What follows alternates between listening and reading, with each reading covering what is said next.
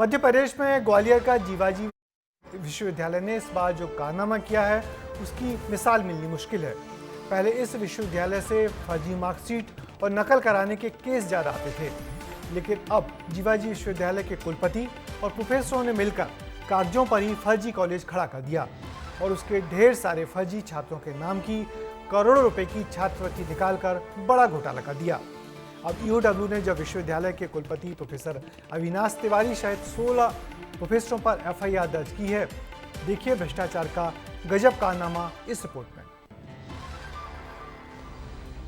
ये खेत खलिहान देखिए, शायद आपको ही कहीं कॉलेज नजर आ जाए और शायद कहीं छात्र या फिर प्रोफेसर दिखाई दें, क्योंकि जीवाजी यूनिवर्सिटी के कुलपति महोदय और प्रोफेसर के मुताबिक मुरैना में यहाँ पर शिव शक्ति कॉलेज है, लेकिन वो बस दिखाई नहीं देता, दिखता है तो बस कागजों में। ग्वालियर के मुरार निवासी अरुण कुमार ने एक शिकायत दर्ज करवाई थी। जांच हुई तो पता चला कि मुरैना में इस नाम का कोई कॉलेज ही नहीं है। इस वक्त हम मौजूद हैं मुरैना जिला के झुंडपुरा गांव में, जहां जीवाजी विश्वविद्यालय द्वारा लगातार दावा किया जा रहा था कि यहाँ एक शिव शक्ति नाम का महाविद्यालय कई वर्षों से संचालित हो रहा है। ये विस्तार न्यूज जब झुंडपुरा पहुंचा तो यहाँ 1 घंटे तलाशने के बाद कोई विश्वविद्यालय से संबंधित कोई विद्यालय। साल 2022 की शिकायत का खुलासा होते होते 2025 तक आ गया।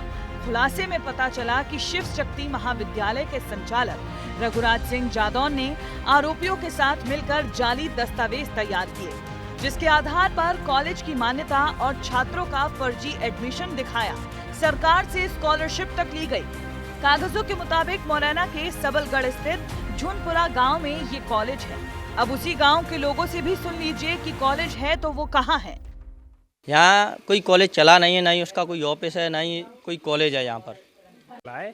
कि झुंडपुरा नगर परिषद में काफ़ी दिनों से एक शिव शक्ति नाम का एक कॉलेज संचालित हो रहा है, जबकि वो स्थानीय स्तर पर बिल्कुल भी नहीं है। जैसा कहा जाता है कि भूतिया कॉलेज है, तो वास्तव में ये भूतों की तरह ही प्रकट हुआ है, भूतों की तरह ही उसमें सारे कार्य चलते हैं। अपनी नगर परिषद झुंडपुरा में शिव शक्ति नाम का कोई महाविद्यालय नहीं है और कागजों में ये चल रहा होगा, और कहीं सुना है कि बच्चों को फर्जी डिग्रियां इस विद्यालय से दी गई हैं। बच्चों के साथ के भविष्य के साथ कई बच्चों का भविष्य बिगड़ा हुआ।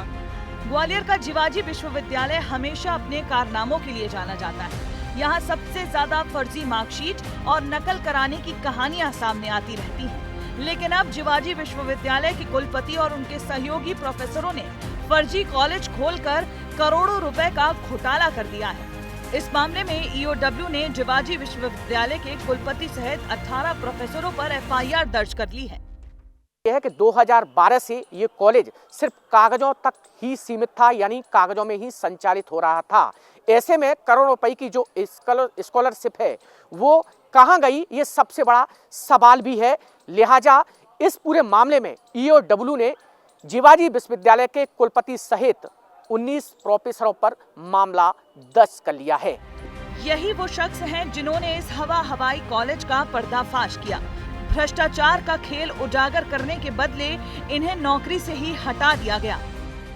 यह कॉलेज स्टार्टिंग में 780 छात्रों से प्रारंभ हुआ। बीए, बीएससी, बीकॉम और बीसीए कोर्स इसमें संचालित थे। पिछले 14 वर्ष में हजारों बच्चों ने ग्रेजुएट किया। करोड़ों रुपए का मध्य प्रदेश शासन का स्कॉलरशिप निकला। मुझे 9 साल पहले 24 मई 2015 को जीवाजी यूनिवर्सिटी के डीसी ऑफिस में दोपहर में 2 बजे प्रोफेसर A.K. हलवे, प्रोफेसर विवेक बापट, प्रोफेसर D.N. गोस्वामी और कॉलेज के संचालन समिति के अध्यक्ष प्रीतम सिंह जादौन ने मेरा प्राचार्य पद पर सिलेक्शन कर दिया।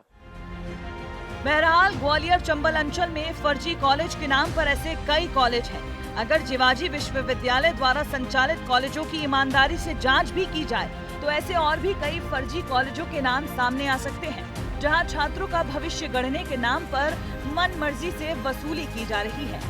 विस्तार न्यूज के लिए ग्वालियर से अनिल गौर और मुरैना से मनोज उपाध्याय की रिपोर्ट।